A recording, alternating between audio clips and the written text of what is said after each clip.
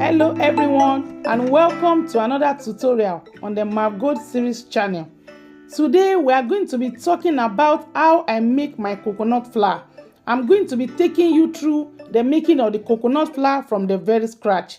Coconut flour is an healthy alternative to our traditional flour. I'm going to be explaining how I made this white coconut flour. I'm going to be taking you through how I made this wholemeal coconut flour. It can be called the brown coconut flour. And I'm also going to be taking us through how I made my coconut peel flour. So have a seat and enjoy this tutorial because there's a goodie at the end of the video. I'm going to be explaining in details how this will benefit you all. Come along with me.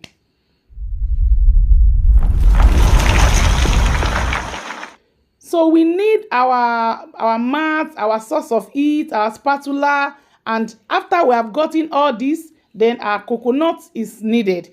A very good coconuts that are not yet broken or spoiled. This takes steps, and that takes me to step number 1. The step number 1 is for us to break and trim our coconuts. So you can use your stone, you can use an hammer, you can use anything you deem fit. Make sure you are not harming yourself. You break and use spoon to remove the coconut.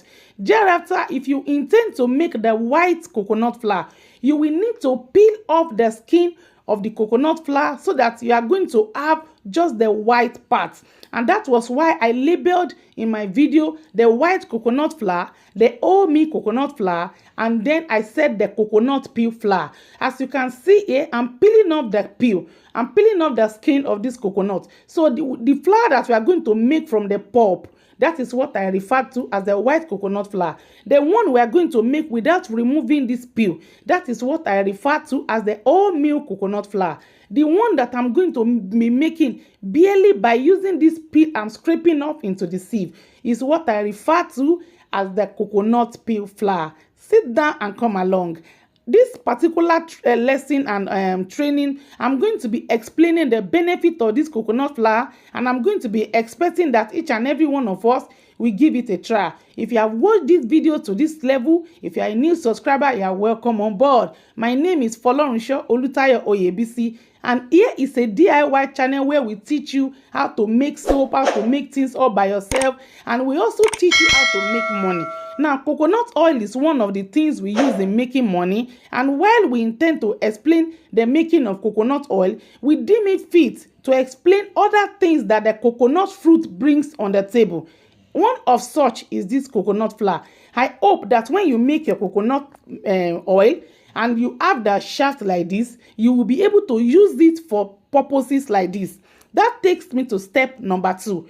You are expected to wash your coconut pulp. Wash it thoroughly. In some cases, you may need to add salt to the water. In some cases, you may not be able to use just one batch of water. You may need to use more than one batch. And that takes me to step number 3. Step number 3 is the grinding of the coconuts. You will grind it, either the white one, either the wholemeal, either the peel. You are going to grind it to smooth. And after grinding my coconut, here is the end result. I'm trying to show you the way it is. Some people add so much water, it doesn't matter. In my first video, I added a lot of water. In my second video, I did not. That takes me to step number 4, sieving your milk from the shaft. We are going to, after blending the pulp, we are going to be left with the milk and the shaft. The milk, without much ado, is our coconut milk. But this particular powder we are going to be sieving out of the milk is what we need to make our coconut flour. Despite the fact that we have sieved out the milk like you can see me doing, the coconut flour is still gluten-free. It still has protein, it still has iron, it has magnesium, it has so many benefits. For those of us that are into low-carb diet, coconut flour is our best bet. So when we make our coconut, have you been making your coconut? Have you been wasting the shaft? This is a good opportunity for you to make use of the shaft. Now, in this video, I did the white one, which I refer to as the white coconut flour. I also did the brown one, which I refer to as the wholemeal coconut flour. I also did just the peel, which I refer to as the coconut peel flour. The purpose of me separating the coconut flour, the white, the brown, and the deep brown, why am I separating? My purpose is to show us that these three, the wholemeal, the white, these three are useful for those of us that are making coconut oil and we are removing the peel and we are using the whole coconut. You can still use that brown part. You can still use the peel to make flour. You can still use this white part. For those of us that don't mind, we grind the whole coconut together, we can still use the peel so that we're not going to waste the peel if we scrape it out and assume that it's not useful. That is why I decided to separate the video so that we can see that the video, the whole powder, be it the peel, be it the white part or the brown part, they are all very edible. Now, if you don't want to eat the peel, you can discard it, you can put it in animal feed, you can sell it or dash it out to people that are having animal feed. Now, after doing that initial one, I'm showing us the way I did. I removed the milk from the shaft. I separated the milk from the shaft from the brown one.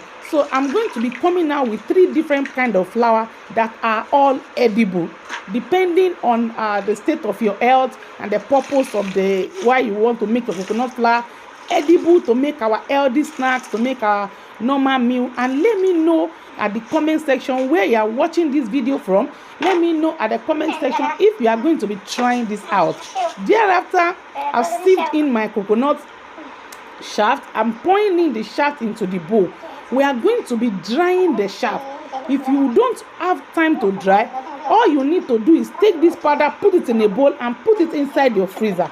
If you want to leave it on the shelf or leave it in a bowl and you need to leave it for a long time, you will need to do what we call drying.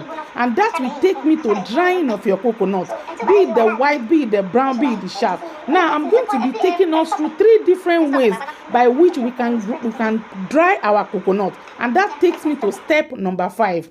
Step number 5 is drying the coconut. Drying our coconut, I went to the bakery. I took this to the bakery to show us the step number 1. Taking it to the bakery, I went with my tray.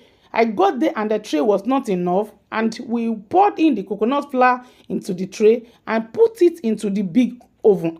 This didn't cost me much. I did 40 coconuts and I paid just 1,000 naira at the bakery. So this may be a good alternative if you have a bakery close to you, because it's actually very cheap. Thereafter, after drying it in the tray, it was poured out into the bucket because I intended to weigh this flour. I weighed it before and I weighed it after. I'll be explaining that in details for profit making in another video, probably the next one. So after pouring this into my bucket, I took it home to sieve and my coconut flour was ready. The only disadvantage of this method was that the bakery oven was so hot and it made the coconut flour to turn from white to a creamy looking powder. As you can see, I'm pouring it out from the tray. I'm pouring it into the bucket. We dried it in several trays. So one after the other, I'm pouring it into the bucket so that I can take home to preserve.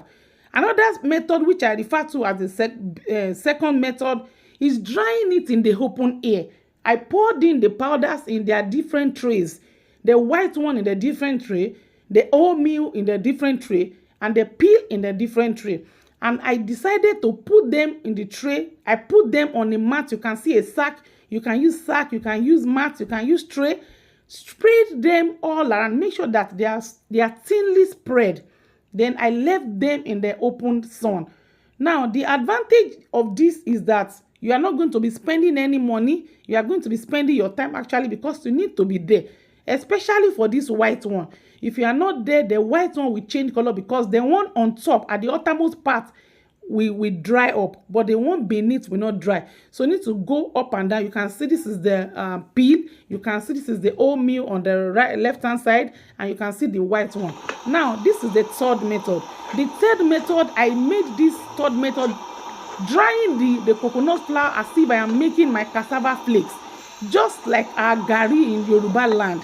We used to pour the cassava flakes into a pot. We are going to be using turning stick to turn it very fast so that the powder will not change color. So I did the white one. I poured it inside the pot, used my turning stick to turn it very fast, so that it's not going to change color. I was very careful when I was doing the white one than when I was doing this oatmeal one. I didn't mind the oatmeal turning brown because it eventually came out beautifully looking in a carton color mix, as you saw earlier in my display in the video. Now the coconut flour is so beneficial to us, beneficial to me and you. Thereafter, I sieved the coconut. I sieved the coconut flour to get a thinly a powder that has no lumps and no seed in it. And here comes my coconut flour. I present to you the coconut flour, the white coconut flour. I present to you the oatmeal coconut flour, and I present to you the coconut peel flour. I wish that and hope that you are going to try this out. Now, the coconut flour has a lot of benefit, like I said earlier. It is gluten free. It is low carb for those of us that are dieting. It contains iron and magnesium. It is high in fiber. It's an alternative to the expensive food that we have now. I hope you are going to try this out. See you in my next video.